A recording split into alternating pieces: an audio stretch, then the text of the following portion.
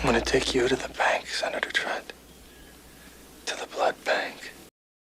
Hello!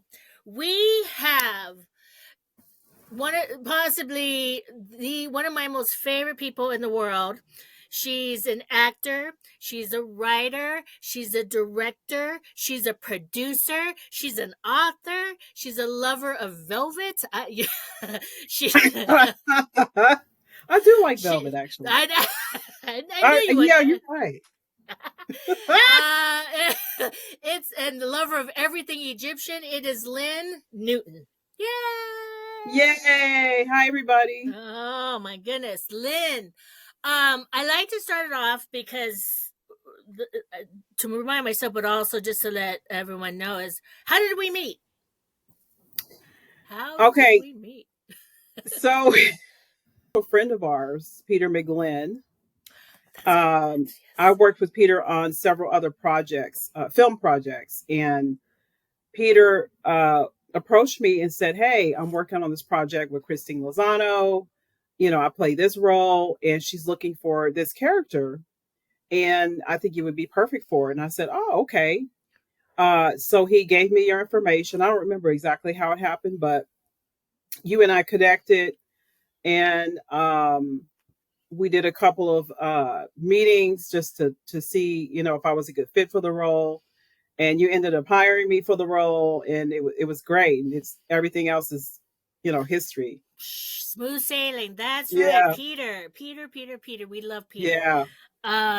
Yeah, that's right. Latinum. Yes. Latinum. I was just like, yeah. And, you know, and it's so amazing because one of the things, and I've said this before, it's so amazing to have a community, a group of strong women, because we just sort of we bond together. There's no competition because we're all different, but yet we're the same. We're there for the end game purpose. We're there for the one thing, you know. And I love you. I don't want to even say adore. I love you because I love you too. You you give back, you know, and what we all do, especially like, you know, if you find a talented person, you hire them, you bring them on, you always remember, you know, that's one of the things that I admire with you. But also, you just keep going. Like people say, I keep going. No, you have not met Lynne Newton, because this woman, like, then she's like, "Oh, I'm doing a book signing, Christine." I'm like, wait, what? Like, you know, you got a book, and we're gonna talk about your books, but you know, and where we can get them. But it's like you got a book, and there's just like, when do you find time to write, woman? I mean, and also, and I should have mentioned this in the beginning, but you are an award-winning filmmaker. You're the only person I know that's won so many freaking indie awards. It boggles my mind. And you know, you gotta, you should have been in front of your bookshelf, you know. But and you're, you know, what you write is so interesting because we're both writers, but we. Well, you know, and I shouldn't say we write completely different because we did write on something together, but you are so intricate with your details and your history, and that's not easy. And it's you know, when I was writing with you, when you brought me on, I was just like, okay, I can do this. I nowadays, you know, with technology, it's not like you have to actually sit at a computer and like type, you know, and just, what am I going to type? I talk into my phone. I have a recorder. I have a notes app on my phone. And if there's a thought or dialogue or anything that I need to, you know, add into a script, I just talk into my phone now. And then I transfer whatever I voice talked into the notes. I transfer it into a Word document on the computer. Then I put it in Final Draft or whatever program I'm using. So it's so many different ways to write now. It's that's just the way I do it because I'm just kind of all over the place. I'm not really structured like a lot of people. But you're getting on with 2025. I'm still stuck in 1980. Okay, it's okay. It's okay. Right? I just Yeah, that's okay. Whatever works for you. I still have a notebook too, but most of the things that I want to write or it's all voice. We're gonna have fun because I sent you these questions, and I'm was so curious on your answers because we're Yeah. both movie buffs. I know you're a movie buff. But again, we grew up in different places, different years. I'm older than you, and I'm so curious to like what your idea. So we're What gonna your experience start. is, yeah. Yeah. What, Lynne Newton, was the first film you saw in the theater, and does it still hold up? So, I love this question. It's so fun. I actually had to call my aunt because my aunt and I were like sisters. We did Uh-huh. everything together when we were kids. I had to call her and say, correct me if I'm wrong, but this is the first movie that we saw? She was like, yeah, you're going to love this. It was Jaws back in 1975. How old were you? Now, I was only What? 7 years old Okay. when that film came out. I don't even remember I'm like, who would take a 7 year old to see Jaws? Like, what's wrong with my family? But no, back then, if you were accompanied by a parent, you could get into a movie if if you had an adult with you. Yeah. At least back in Missouri, back where I'm from in Kansas City, you could get into the theater at 7 years old to see Jaws. I'm like, why would you take me to see Jaws? Anyway, it was so scary. Yeah. I was scared out of my freaking mind. But I do remember um, walking into the theater, seeing this big screen, seeing all these people like sitting in this big room. And it was just this aura of excitement. You don't have to talk about it. You don't have to say this is exciting. It was just this aura of excitement going into this big room and watching this movie on a big screen. I just thought I was so fascinated by it. And I'm actually glad that I was exposed at an early age like that. I thought, wow, this is a really cool experience. I was scared completely out of my mind after that movie because I thought Jaws was going to come up through the bathtub and bite me. Yeah. I Yeah. didn't want to take a shower. I didn't want to take a bath. I was like, no, that fish is Yeah. going to come up and bite me. So, The 70s was such a different time because yeah, as you know, I asked this question to everyone.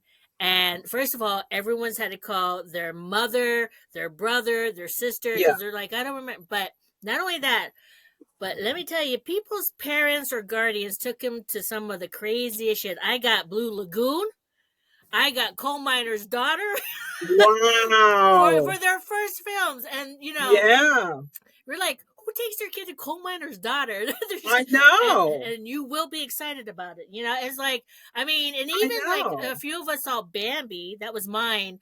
But Bambi, though, you're traumatized because, you see death and you're like, and It's like, does that really happen to people? I'm still trying to figure out who took us. We're gonna figure this out. Me and my aunt are gonna figure it out. But well, I mean, yeah, Jaws at 7. Jaws My was God. so scary. And it's interesting that you asked this question because maybe 5 or 6 months ago, I was just flipping through channels. I was like, there's nothing on. I don't want. And I saw Jaws. I'm like, oh, let me just watch Jaws. That's cool. I haven't seen it in like 20 years or whatever. And It still holds up. I'm still screaming at the TV going, get out the water, you idiot. yeah. There's the fish is coming. Oh my God, get out. You see all Yeah. these people running. Why are you just standing there? Like I'm Exactly. talking to the people in the movie trying to like they can understand me and they can hear me. I'm like, this movie is still scary as hell. It's Yeah. scary. You know what? That music, Yeah. that music Yeah. by John Williams was Oh my just God. Exactly. freaking scary. It's That's the the thing music too. really that scares me. Yeah. Yeah. Yeah. Because of what's coming. You don't know what's coming. You Well, just something's you just coming. know something's coming. Mm-hmm. And I get so frustrated with like horror movies and scary movies where people are just standing around like they could have been running. Like I'm like, you could have been running this whole time and you're standing there right in front of the person that's gonna kill. Right. Like, If come on. they're going into a complete dark room, they're going downstairs to complete darkness. You're like, what? Come on, stop. But that is such amazing filmmaking to It where really is. someone of our age, because I remember seeing that too.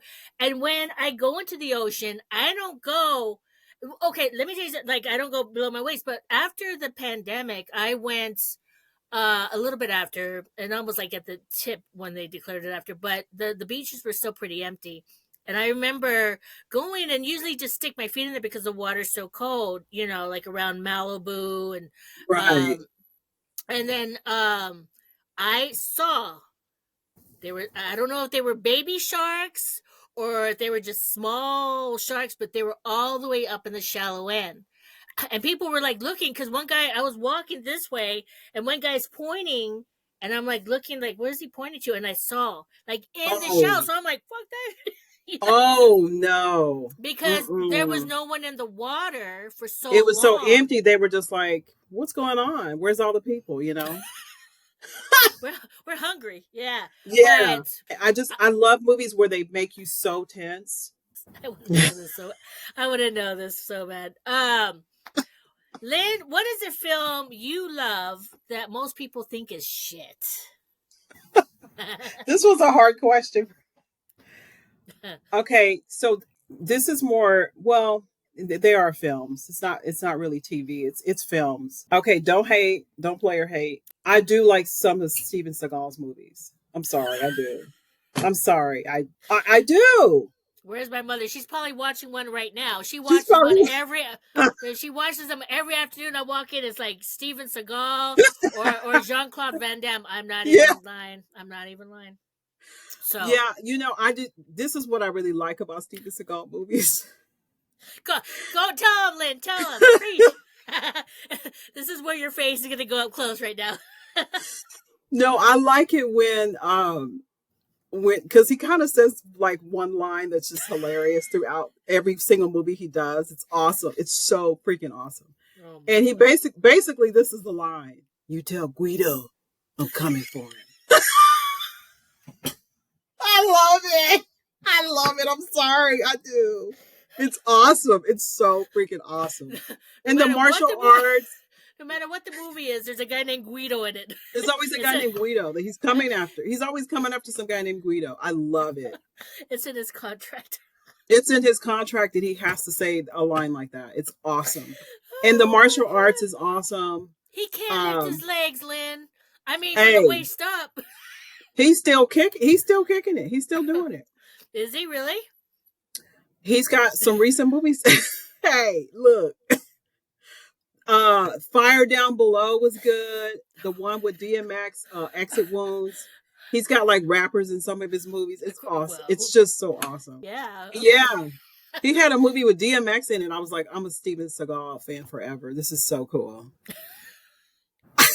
Oh, I'm literally crying. Okay. I love Steven Seagal. Hey, look. I love Steven Seagal. I could have said a lot of worse things, but Steven Seagal's lit. I don't know. Could you, Lynn? I don't know. Oh my god. Oh. Every time I say Steven Seagal, people are like, "Come on now, you really watch Steven Seagal movies?" I'm like, "I sure in the hell do."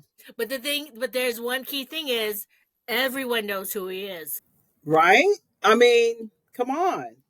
So I guess we can't hate because he is known throughout the world. He's known throughout the world. Uh-huh. That's right. Oh, yeah, I do watch Steven Seagal movies. I do.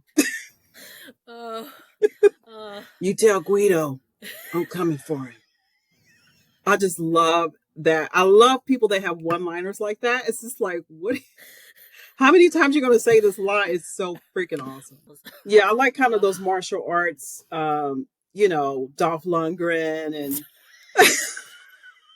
Hey, I watch those. I think they're so fun to watch. Dolph Lundgren, Sylvester Stallone, John Claude Van Damme. Like I'm on his fan page. Oh no! I love those guys. I think they're awesome. My mom. I grew up with those kind of movies. My mom loves Jean-Claude Van Damme. In fact, it was almost, I think, 2 days ago, because yesterday was Steven Seagal. The other day, it was Jean-Claude. And she's like, have you seen him do the splits?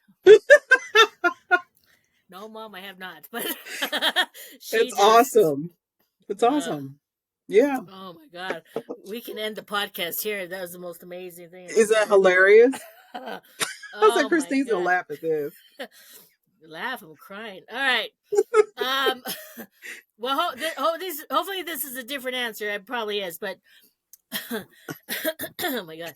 What is a film that you used to love so much, but it just doesn't hold up anymore? I had to dig really deep for that one. Um, I'm gonna have to go with Saturday Night Fever. I was just, oh my god, Lynn! I swear to God, that was on my mind, and I said I got to talk to Lynn about this because I saw it. Dude, see, this is why I I love you. Yeah. I love John Travolta. He could do Mm-hmm. no wrong. Mm-mm. He's like he was my first man crush. Same I here. had John Well, Travolta all over my walls. He was he had me the everywhere. Village People, but we're not going I to get mean, into he that. was everywhere. I had him on every single. There was not a wall, piece of wall you could see. It was all Did you John have the Travolta. Velvet poster with I him with sure this? did. Oh I sure shit! So did. did I. So That did was I a cold-blooded poster. That poster was everything. It with was the white everything. suit. Oh, With the white look at suit that. and the black velvet. Yeah, it was lit. I Oh, had the Bee Gees album. I had everything. I had yep, everything. Saturday Night yep. Fever. John Travolta was amazing. I still love John Travolta. But if I watched that movie today, I'd be Mm. bored as hell. I'd be like, I can't watch this shit. I can't watch this. But you know what I Well, would like to see is a remake of Saturday Night Fever. really? I would love to see a remake of that, and that's So, fine. how would you redo it? Now I'm curious. So, how would we I mean, I story Steven Seagal? start Steven Seagal. That's perfect. Shut up! No, no, No, stop. Starring no. who? Who? Uh maybe Henry Canville, or am I saying his name right? He Oh, might be the only one that Cavill, could do that. Cavill. Superman. I think he's getting ready. Yeah, I think he's getting ready to be the new James Bond. But um, maybe Channing Tatum actually, because he's a great dancer. He's a fantastic dancer, and it needs to be somebody who can dance. So you Obviously, would put it about the dancing, yeah, maybe yeah. maybe Channing Tatum would be good with the right look. But I think some films, when they're shot at a certain time, they stay in that time. They don't Yeah, come up to the current time. Um, it was really shot for the moment. It was shot for the yeah. 1970, whatever, whenever it came out. Yeah, and the Um, 70s were very macho period time. mhm. It was the men were very, Yeah. manly, I guess. Yes. Yes. Yeah. Okay. What is a film, Lynn, that means the most to you? Not because the film was good, but because of some kind of memory or something that you have around the film. So with the film, it could be good or bad, whatever. That's subjective. But it Yeah. stays in your head because of a memory. Yeah. I think the films that touch me the most or that affect me the most, unfortunately, are the sad ones. The ones that have a really tough subject. People are going through enormous adversity. Um, like Roots and Harriet Tubman and uh, films like Ray, you know, a blind man trying to make it in the world of music, and Mm. uh, recently Unstoppable, the wrestler with one leg, in this competition and trying to overcome all this adversity. Uh, Films like Lion. I thought Lion was such a phenomenal movie, but it just this young child that gets lost in India with no supervision, no food, no water, nothing. Just a child out on the street walking around trying to figure it out. Uh-huh. Those kind of films are the ones that touch me the deepest because people go through so much. They go through a Mm. lot and they just somehow overcome adversity. And that's just, uh, Well, what about that like a speaks to me. film? What about a film that maybe you saw with a grandparent, or you saw with your mom that you laughed together? Was there any film like that, or a relative that you guys just bonded over a film? Anything like So that? what, yeah, there's several. The first one is, I don't know if it was the first or second Matrix, But basically, 7 or 8 of my friends and I dressed up like characters in the Matrix and went to the movies. It was Okay. lit. It Okay. was lit. Yeah. It was a great Yeah. memory. It was so great. Yeah. We looked really cool. People were staring. They were like, "Yeah, this looks great." Yeah. So we had a really good time. I'll never forget that. That was such a great memory. We all had on like this, leather pants and long black coats, and Codes. Yeah. I had Dark on a long sunglasses. white coat, cool glasses. Mm-hmm. Um, that was a great memory. And then my mom and I love Rush Hours. We love the That Rush Hour that's series. that's what I'm talking about. Okay. Yeah. We Oh my go to God. see Rush Hour. We're Chris in the Tucker. floor with Chris Tucker. In the floor. We are rolling around in the theater on the floor because we're dying laughing so hard. Yeah. Also, I love Medea movies. Yeah. Yeah. I'm sorry, Medea is. I just, No, I it's agree with just, you on that. it reminds me of somebody in my family, and it's just like I know who that person is. I know exactly who that person. Wow. So my mom, Yeah. we walk around talking like Medea. Hello. Hello. She'll call me and she'll be like, "Good morning." What? Yeah. Oh my God, that's I'm like, awesome. "Hello." She's like, "Good Hello. morning." My mom loves Medea as well.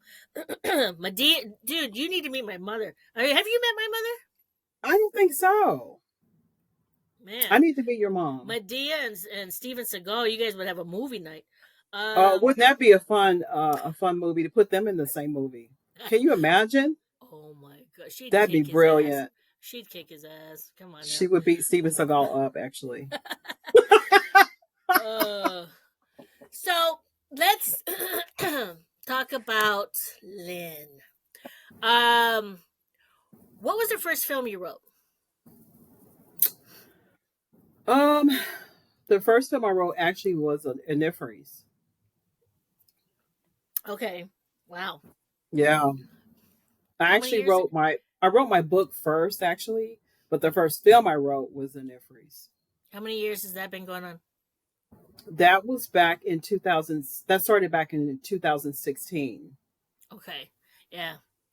Wow. and I wrote the feature, and then the person that was consulting me and helping me co-write said, just write a short proof of concept. You've got your feature written. Now take what you want out of the feature, get to the core, write a short proof of concept, and then you can shoot it. And that way you can, pitch and try to get funding for the larger version, the feature. Mm-hmm. And so that's what I did. It took me years, but that's what I did. Mm-hmm. Yeah. Okay. So when you have that, because like I said, a lot from there could be projects I don't know about, but the projects I do know, you do not definitely go in half-assed. You go in full throttle. You're like with your characters, the history, whether it be real or not real, you create this history, and you have a plethora.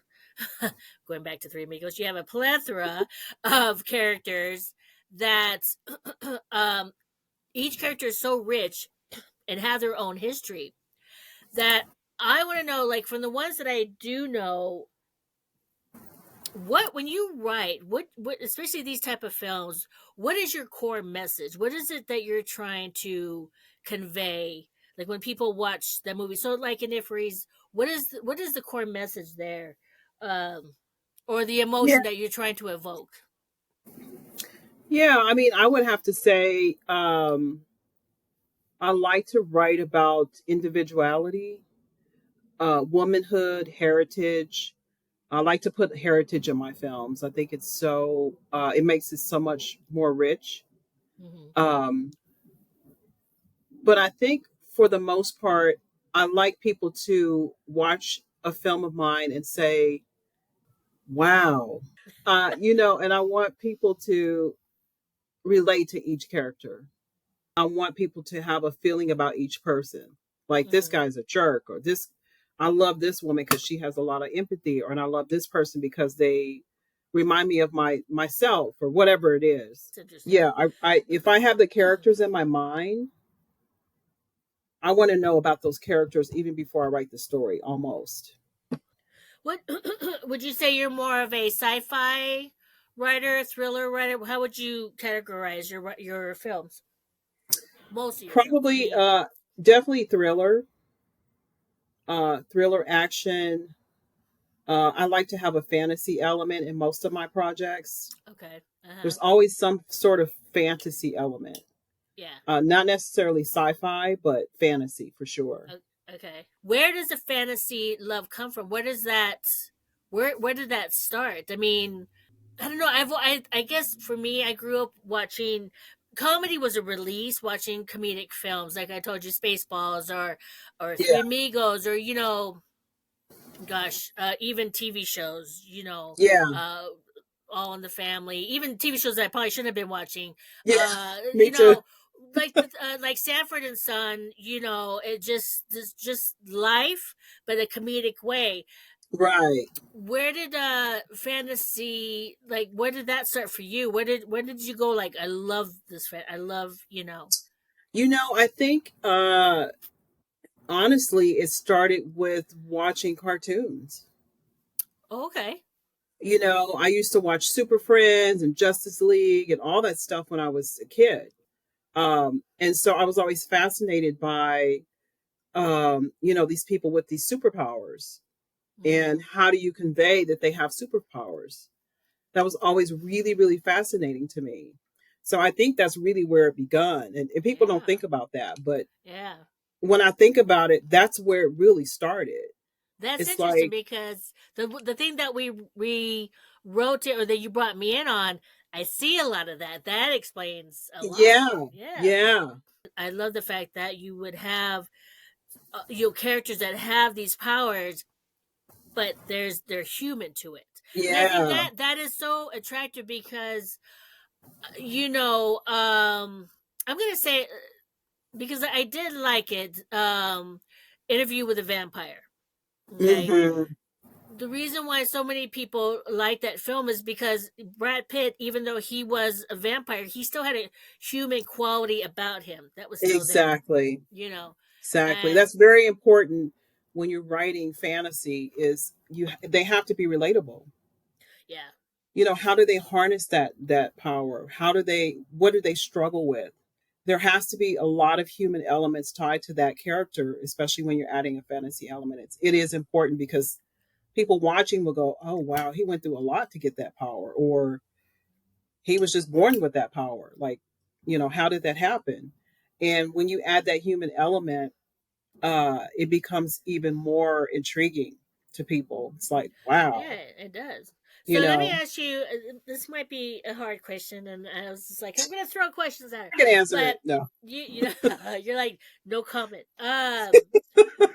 People say you write what you know. So when you're writing stories like this, where is Lynn? Where is Lynn a character in there somewhere that we may not know about, or what experience do you bring to when you write something? Far as when I first start writing something, I picture myself in it as the main character. What would I do if I was this character? How would I really react? What would I Mm-hmm. say?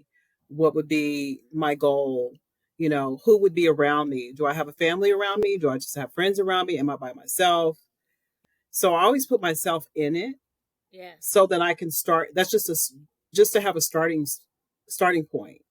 That's kind of how I get started. Mm-hmm. And then as I go along, I do take myself out of it, not completely, but I do remove myself because I do want to see another person in that role. Right. But I think if you start with yourself, in a lot of my movies, I put myself in the movie. I write a role for myself. Mm-hmm. As an independent filmmaker, that's one of the beautiful things that you can do, is write for yourself if you're an Yeah. actor. You Oh know, yeah. Can't wait around for so I do people. that a lot. Yeah, Yeah. I do that a lot. I'm like, can I really play this role? Yeah, I can do this. Yeah, I tend to write with female leads, Isn't that so I can weird? kind And of, I tend to write I male don't know. leads. And you write male leads, yeah. Yeah. As independent filmmakers, we got to just keep doing it. Yes, And if you have to write yourself in it, that's what we do. You can't wait that's for what you someone to knock do. on your door. You can't wait for someone to ring Mm-mm. you up. And No, why the hell not? I mean, right. M. Night Shyamalan does it, You're right. Tarantino's in Exactly. his films, Woody Allen, come on, blah, blah, blah. So, Just go for it. Yeah. Yeah, I think independent filmmaking is sort of making a comeback in a way no, it is making a comeback. because because it is so original. Yeah. The ideas are original, you know. People have Marvel burnout, Yeah. DC burnout, maybe not with Yeah. James Gunn taking the helm, maybe not, maybe something will surprise them. But there was huge Marvel burnout because you had Yeah. all this Marvel stuff, not only on Yeah. the big screen, but TV. Oh my! I I mean, know. like Disney, you have so many. First, it's this, and then it's that. So it's like, I oh my god, where know. do I keep up? Oh, there's another Star Wars out. Oh, Jesus, I know. I So know. you have all this burnout that I think people go, okay, let's see something different. Right, There's still hope exactly. for that. Hollywood's not where movies are being made that much anymore. Everything's out, and you hear a lot of talk about just people going outside of Hollywood making films. So it's like now is the time to start making the independent films, just to Right, exactly. and hopefully with better incentives. Like Yes. that Governor Newsom, I don't know what the heck he's They're doing, but supposed to be bringing they're trying to bring more filmmaking back to California with new incentives. You know, because so many people are going to, South Carolina and Atlanta and Texas and New all these Mexico, different yeah. states, New Mexico. We'll And see then how it goes. the big ones are shooting overseas, London. Yeah. Those are the people that we're shooting, like the big money things, are shooting in London, and still, as of right now, still Canada. But yeah, so it's got to change. So I mean, people like you and mutual friends that we have that just keep shooting independent films, and film festivals are the thing to do, because that's what's going to get you noticed, that's what's going to get you seen, and Right. Right. for distributions and stuff like that. So you got to keep doing it, and I know you will, because when the term "she works hard for the money" is about Lynne Newton. So you know, um, Yeah, I think you have to really believe in yourself. You have to believe in your ability. You have to believe in what you're doing, to keep pushing and to keep oh yeah, going, and surround yourself with like-minded people who want to support your vision and support your dream and support your projects. Give back when you can. Help them with their projects or whatever. hundred So percent, that's the community that you want to be around in order to thrive as an independent filmmaker. 100%. You've got to have these people around you. We're in a business of people saying no. We're Yeah, or in a business absolutely. of not being able to get people involved. So when you have people, and I know, and people watching this know that it is so hard to shoot anything. It's If you very hard. shoot anything, you're already one step above, because Exactly. it's so hard to get a crew together, to get people to show up for Yes. independent pay, because Yes, exactly. and the people that do, you keep them, and that's what, you keep them close, and because they That's want to do right. it, not only because they love your work, they respect your work, and Right. that's who we keep in our community. Absolutely. Absolutely. That's the way to go. And, So I think, I'm proud to be an independent filmmaker, and yeah, I encourage anybody who wants to do this or is doing it to don't stop, keep going, keep expanding your network, mhm. um, and at least write. If you don't do anything else, write. You got to just keep going. And You one keep of the going. things in this business is tenacity, That's right. you know, Absolutely. and to have a strong community. Absolutely. We gotta Absolutely. keep That's doing it, it. Lynn. You gotta You keep got to keep pushing. pushing. So I'm gonna do that. So what do you want to plug? What are you working on now? What do you have? I'm gonna put it at the end. What do you want people to see? What's going on? Tell us about Lynn. So the first project is The Sensational Life of Burl Blanche. It's a short film. We have shot half of the film, and in a couple of months, I'll be ready to shoot the remaining of that film. Project number two is Eternal Oath, which is the vampire feature film script that you co-wrote it with me. Thank you, Christine. Fabulous, fabulous writer. Really excited about that project. I'm seeking distribution for that one, and I would like to attach a B or C list actor to that one. So I need a little bit of help with that one. I need investors, and it's a bigger project. That's project number 2. Project number 3 is a environmental thriller that I've written. It's just a script. The fourth one is, and it is a short proof of concept of the bigger feature entitled Illumination Paradox. They're the same project. And Ifri's just a proof of concept short version of that film. And that project's done really well on the film festival circuit. We've won over 75 awards. That's and crazy. still counting, still in festivals. That's crazy. Yeah. Yeah. So Nifries is doing really, really well. The book is now being turned into a trailer, and the trailer will be all AI. What? So the trailer, yeah, the trailer for the book is to entice some, investors to turn it into a screenplay, adapt it into a screenplay, and then ultimately shoot the book, basically turn it into a production. That's the process with that. That's happening as we speak. I'm just waiting to get the first draft of the trailer back. So that's really exciting. Yeah. That's amazing. And where can people buy the book? Is it on Amazon or? It's on Amazon. It's called High Yellow, A Creative's Memoir. It's a very broad subject. Like there's a lot of subjects and topics I talk about in there, but it's very universal. People will be able to relate to it. All right. And then on Sunday you rest. Yes. The thing is, girl, we just got to keep doing stuff. And, one thing will catch. It's always that thing. You can do 100 bajillion things and one thing will catch, One thing has to stick. Yeah, it's Yeah. throw shit against the wall, something will stick, and we just gotta keep doing it, and I will always be here for me, whatever you need, Thank you, Christine, and same to you, and thank you for having me on your wonderful podcast. I appreciate it. But no, for real, you are so important in my community, and I love you, and love you too. We got each other, so absolutely. You keep my seat warm over there in Hollywood, and we're ready for you to come back anytime. Right. You never know. Yeah, it's gonna be. It'll be here. It'll be. Well, you say that. I hope so. No more fires. No more. No more fires. Yeah, no more fires, please.